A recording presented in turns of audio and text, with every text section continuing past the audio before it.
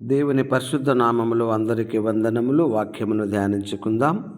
ఫిలిప్పీయులకు రాసినటువంటి పత్రిక 2వ అధ్యాయము 12వ వచనము నుండి, కాగా నా ప్రియులారా, మీరు ఎల్లప్పుడూ విధేయులై ఉన్న ప్రకారము నా ఎదుట ఉన్నప్పుడు మాత్రమే కాక మరి ఎక్కువగా నేను మీతో లేని ఈ కాలమందును భయముతోనూ వణుకుతోనూ మీ సొంత రక్షణను కొనసాగించుకునడి.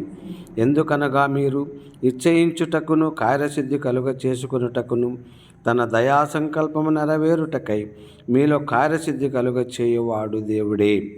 మీరు మూర్ఖమైన వక్రజనము మధ్య నిరపరాధులను నిష్కలంకులను అనిందులునైన దేవుని కుమారులగినట్లు సనుగులను సంశయములను మాని సమస్త కార్యములను చేయుడి.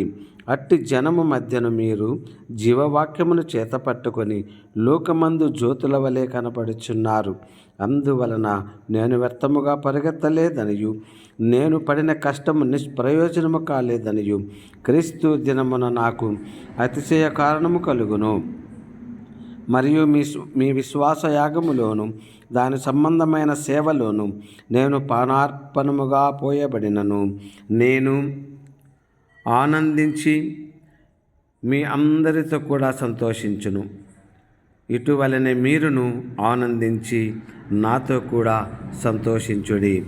దేవుడి పరిశుద్ధ వాక్యమును దీవించునుగాక. ఆమేన్.